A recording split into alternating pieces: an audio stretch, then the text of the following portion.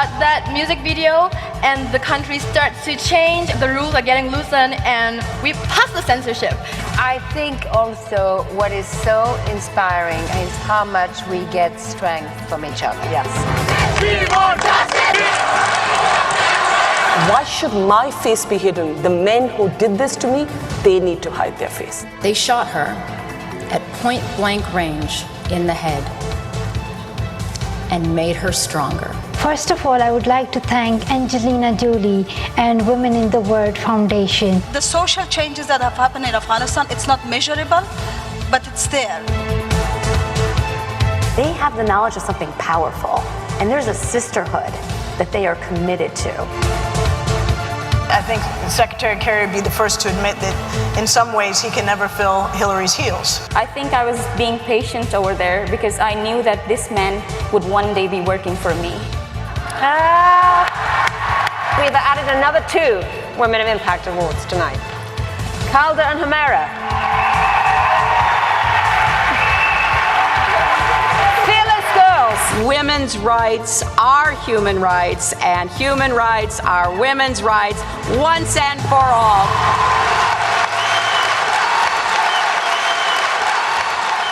Tina Brown, thank you from the Women of the World.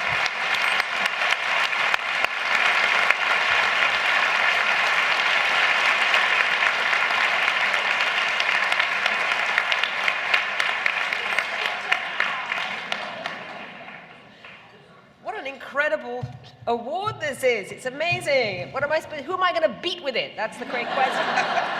I will use it for some terrible subversive purpose. Thank you so much, Diana. Diana Taylor herself is an incredible woman in the world. She is such a supporter of other women in her work, both for this foundation.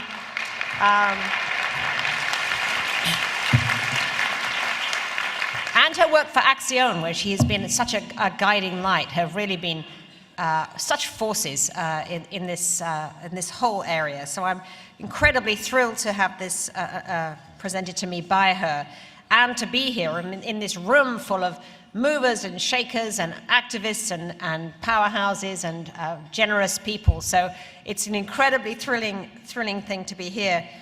You know, when I first began Women in the World in a small kind of theater in Midtown. It was just a kind of a dream project, really, and never expected it to grow as it has. And the wonderful thing is it has gathered its own glorious momentum every step of the way. And I believe that that's because it is kind of powered by the right moment in time, that we have actually reached a wonderful moment for women where there is a kind of great galvanic energy around it, powered really by women such as yourselves in this room, who have all worked for so many years that now there is some kind of a great energy gathering, which is enormously exciting. The idea was really born because, you know, as a journalist all my life, I've encountered the most amazing women and the most amazing stories. And in 2009, I went to a small gathering of women in Florence, hosted by Vital Voices, a global initiative on which I'm now on the board and have been a member you know, of its kind of sort of family of women supporters for many, many years. And at that little gathering, I met some of their incredible leaders from all over the world. Women from Guatemala, from West Africa, from Egypt. They'd really gathered to talk about, you know, the future of what they were doing. And as I heard their stories and the amazing things that they were doing, fighting trafficking and corruption and regressive cultures and domestic violence, I thought to myself, you know, these women are rock stars. They are absolute rock stars. Why are we not listening to their stories in the United States and treating them with the incredible acclaim that they deserved?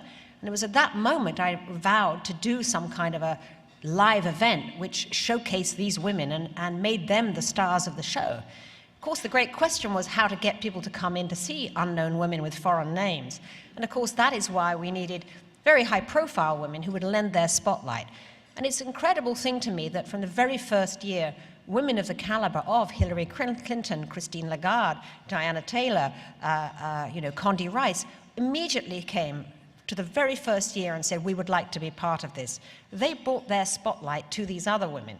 And what was so exciting about the summit was that when people left that theater, they were, of course, very impressed by those high-profile women. But the women they were really talking about, just as I had dreamed, were these women that you'd never heard of, the women from Egypt and West Africa and Somalia and these places. Now, one of the women we featured in our first year, I'm so proud and honored to say, is my fellow honoree today, Lima Bowie, and from Liberia.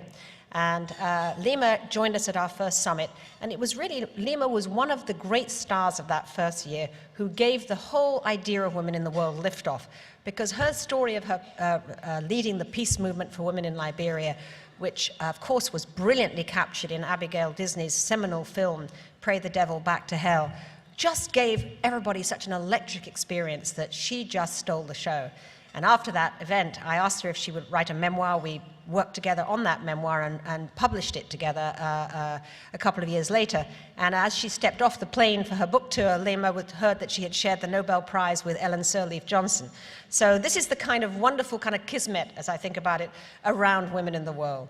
So now we've built the most amazing team, and I want to thank and congratulate the wonderful team at Women in the World who have made it possible.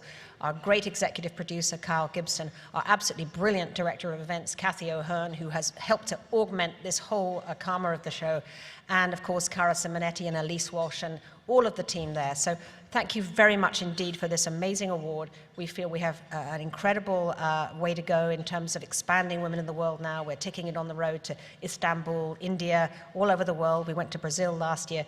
We feel it's an international movement. We feel it is now a global women's movement powered by all of the people in this room and beyond. So thank you very much indeed. I will use this stick to further the goals. Thank you.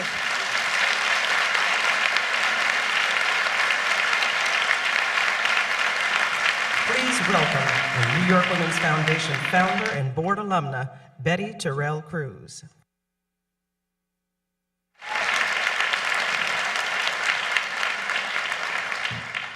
Good morning. Even if you've never been here before, you probably figured out already that the New York Women's Foundation does not do routine.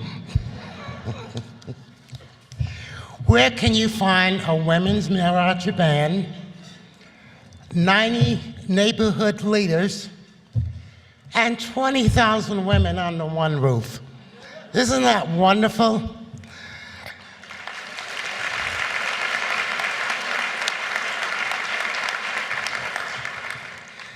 I am, after all these years, continuously awed and continuously excited about this organization.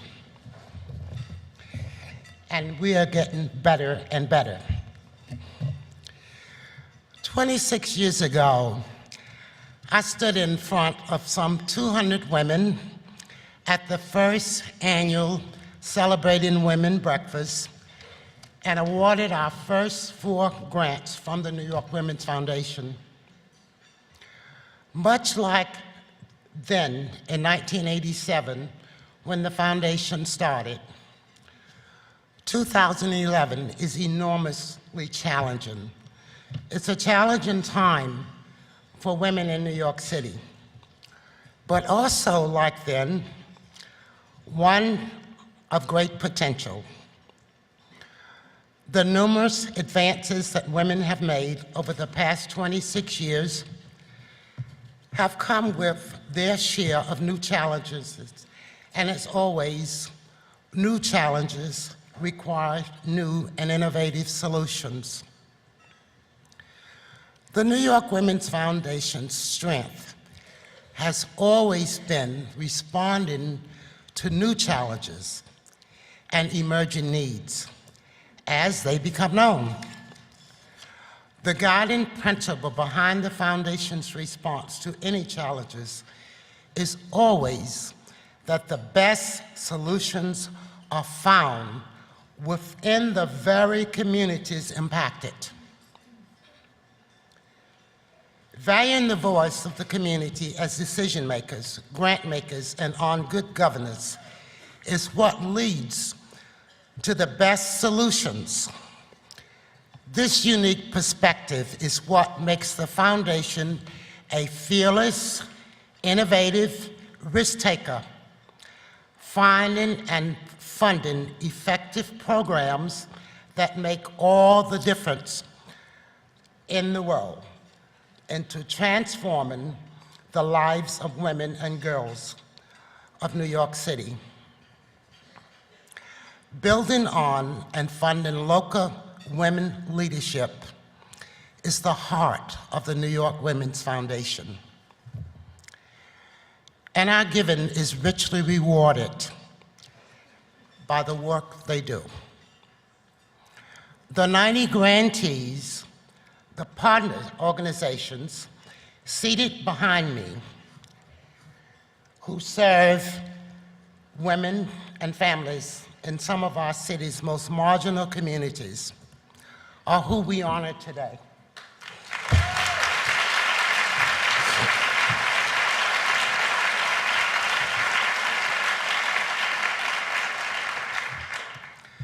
Their significant and innovative work, their courageous leadership, and their partnerships are what makes them so outstanding, enabling the pioneering efforts to address the new challenges that women and girls face, such as the epidemic of sexual assault in the U.S. military, promoting the rights of domestic workers worldwide, and taking preventive measures against the sex trafficking of minors, which you just heard so much about.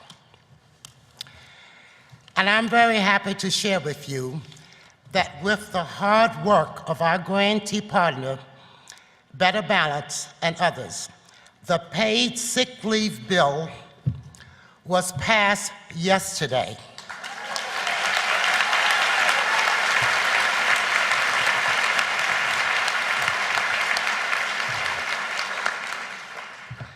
Now, 1 million New York City workers will have 5 days of paid sick leave when this law goes into effect next year. The grantees' work is what uplifts the lives of so many women and families in this city. More than the words I can speak here today are the words you are about to hear from two formidable women who, with help of the grantee partner organizations, have rebuilt their lives and are here today to share their stories. Please welcome our first speaker, Yenny, from Make the Road, New York.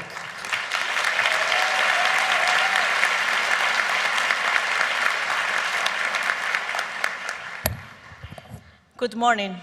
My name is Jenny Quispe. I'm a youth leader with Make the Road New York, a grantee partner of the New York Women's Foundation. I am originally from Lima, Peru, where I had a rough childhood. It started at the age of 8, when my father saw me behaving differently because I wouldn't play with my Barbies. Instead, I would play with my brother's toys. I already knew I was queer, and I guess he felt it too.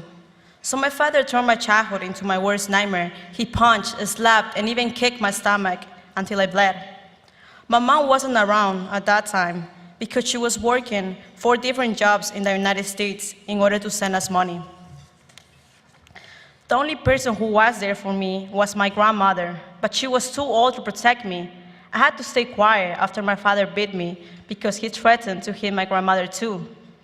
And I couldn't go to the police because he was a police officer. Eventually, my grandmother did tell my mother about the abuse. And in 2012, when I was 10 years old, my mom decided to bring my brother and me to the United States. When we got here, it wasn't as pretty or as easy as I thought it would be, like in the movies. We shared a 2-bedroom apartment in Queens with 5 other family members, and my brother, mother, and I slept on the living room sofa bed. But that wasn't the only thing that worried me.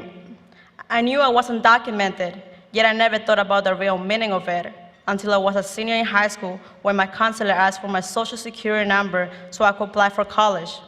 I just stood quiet for a bit, and I told her I didn't have one. I was really mad at the situation that because of my status, I couldn't apply for financial aid. That meant I had to pay for college all on my own, I felt hopeless and I just wanted to give up on life because I knew college was the key to a better life for my family and me.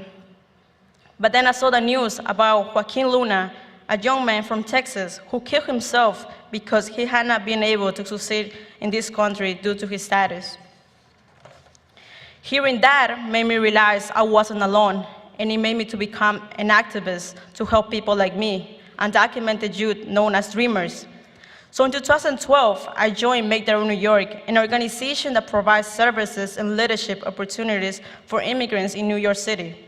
They helped me to become an optimistic person and outspoken person, and they even helped me get a scholarship for school. But I still have so many other concerns, like not being able to see my grandmother in Peru again, and not being able to get a good job after college. Things changed for me in June 2012 when I watched President Obama announce a program to help undocumented youth people who came to the US as kids and who have pursued an education or military service here. It really made me to ask lawyers and Make Their Own New York if I qualified, and I did. I soon found out I could apply for something even better, a program that provides green cards to youth under 21 who cannot be reunited with one or both of their parents due to abuse, abandonment, or neglect. The only catch was that the age cutoff was 21, and I was 2 months shy of my 21st birthday, so I was nervous. But the attorney at Make Their Own New York filed the papers in the nick of time, and after 4 long months, in January 2013, I received a letter that said I was a resident of the United States of America.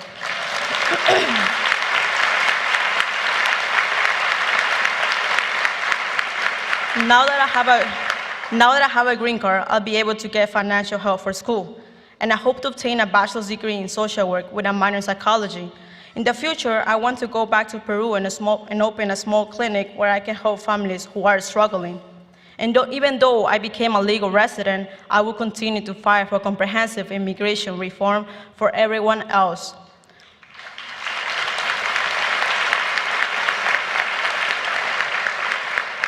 I don't know how I'll ever be able to thank the people and Make Their Own New York. They have become my second home and my second family. They never turned their backs on me for being queer or for being undocumented. They gave me a safe place where I could just be myself. And recently, another dream came true. I just came back from visiting my grandmother in Peru for the first time since I was a little girl. She is my original dreamer.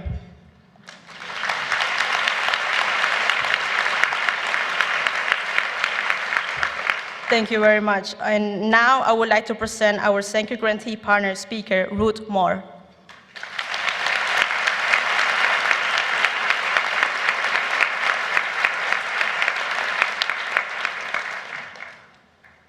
Good morning.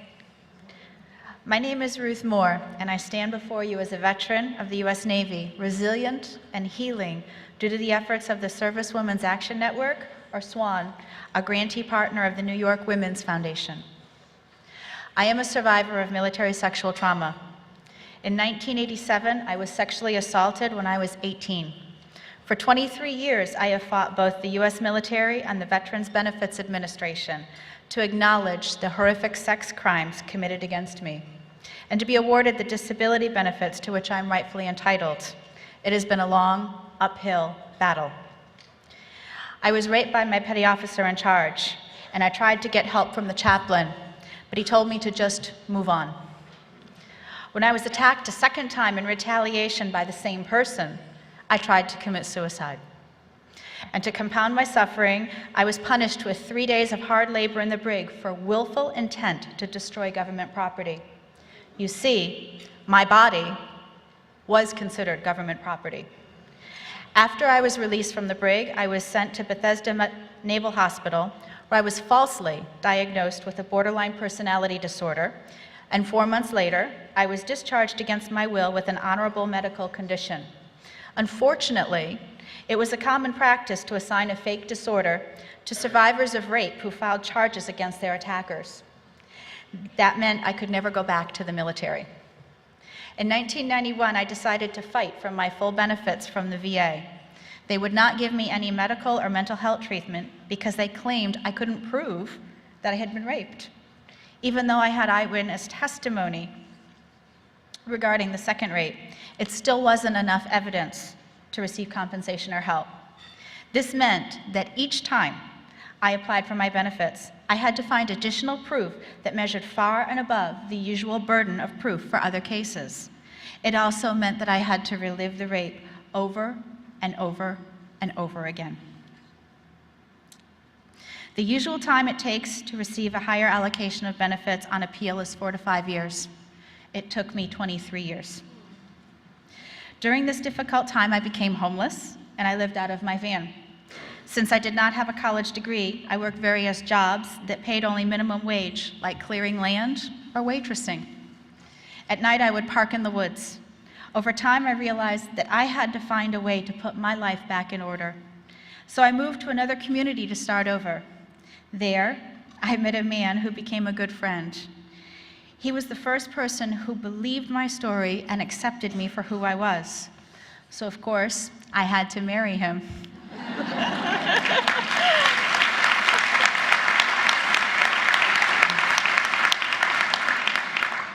With my husband's support, I returned to the Veterans Administration in 2003, and my case was adjudicated at a mere 30% of my benefits. This was wrong. However, one of the few benefits I received was re-education and training. With tremendous effort, I became a graduate-level teacher. But when administrators found out that I was a disabled veteran, my contracts weren't renewed. This cycle continued until 2010, when my case was permanently adjudicated at 100%.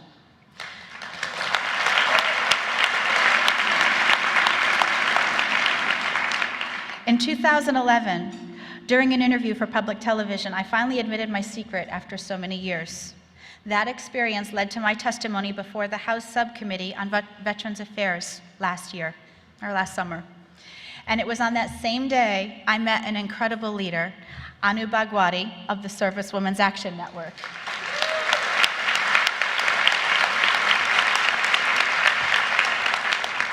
We spoke briefly about the idea of sharing my story and helping others. Our family of survivors tragically continues to grow. Since my attack, an estimated 500,000 women and men have endured this trauma in silent shame.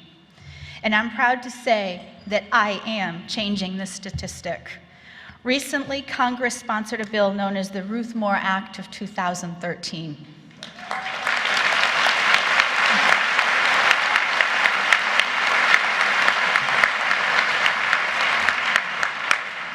It will align the burden of proof military sexual trauma survivors must provide to the same requirements of combat soldiers who suffer from PTSD.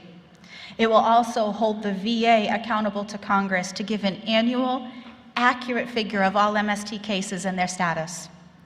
We, as survivors, have entered an era of change with SWAN.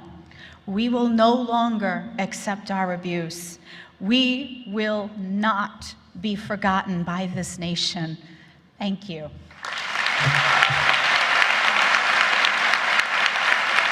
Please welcome the New York Women's Foundation's President and CEO, Ana Oliveira.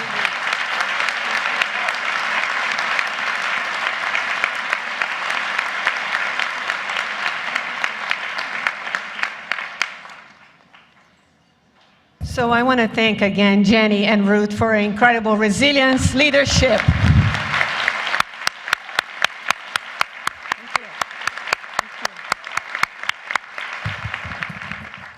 And of course, we want to thank you for being here, choosing to be here with your time, choosing to support the incredible grantee partners of the foundation. And you know, this morning I was talking with them a little earlier and I said, there's going to be a moment in this program that we're going to ask you to stand up.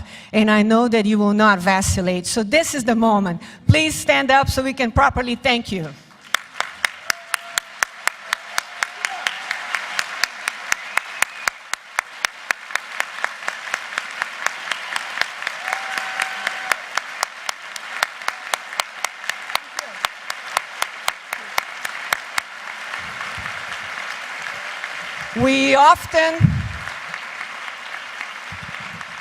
I think we all share the desire to have a more just world, a more equal world. And many times we say, how do we get there? How do we do that? And we do that with you and with them. generating the kind of change that you heard from Jenny and that you heard from Ruth. So that's what the foundation does. It brings us together and invests our dreams, our hopes, our financial resources, all of our expertise, along with our grantee leaders, producing the results in New York City that change lives, and in turn, those lives change us. That's what Jenny and Ruth did here this morning. Thank you so much.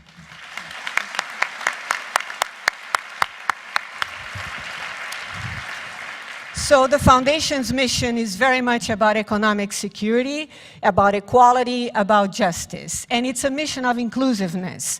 We have in our mission the power of our founders who saw that bringing all together, we had a much better chance of producing results in problems that seem daunting many times. We know that economic conditions are very determining in our lives. No matter where we start from, the opportunity and the support to dream a life and to build that life is that equality that we want everyone to have. And we want New York City to lead the world and say, we know how to do it, and not only we know how to do it, we are doing it. So over the 26 years, the Foundation has been very concerned, and you're going to see in our map, with poverty in New York City. And poverty in New York City remains, it goes up and down a little bit, but roughly 20% for the whole population. And it's not because of lack of try. It's not because we don't have people of consciousness. Certainly you here today, certainly incredible leaders. So we have been focusing our work, and what you see in the map in those dots are the women, where the women live, that the work of our grantee partners, and women, children, girls, youth, live in New York City. We have increased our grant making. We're now giving a little bit over $5 million. We have been consistently funding over the years, and we have been privileged to be able to respond with additional resources when additional impediments have hit us, such as the recession. We started Rise New York, exactly like that, Rise New York, to create the opportunity for shorter-term investments in economic needs, to shore up those families that had just made it over the poverty level and were beginning to lose their jobs and needed retraining and needed new jobs. We did that, and I will tell you, just in our job placement and training, our workforce development, over 3 years, we invested a little more than $845,000. And we have a disproportionate positive impact. 8 times that amount has been generated for the families, 788 families, just in the workforce development. Then you multiply those individuals by 4 or 5 individuals in each household, and you see the multiplying impact of very strategic investment. Leaders like these and the work they do can cause and change New York City. So we don't think that we're going to fund ourselves out of poverty, evidently. We are a small foundation, but we are a catalytic foundation. When we share this information with you, it's because we have heard from our partners that what's next for us is to leverage broader impact, is to bring together partners that are not always talking or working together, but they have the same shared goal.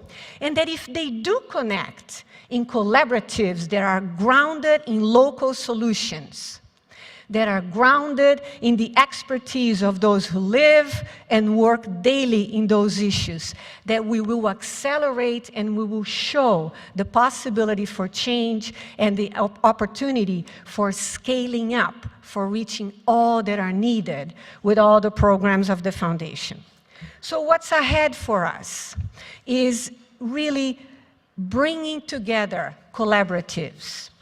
We will focus this coming years, in the next years, in looking to very strategically change that trend of poverty remaining at 19, 21, 20% in New York City. What is it that we need to do, not only to get people, women employed and their families,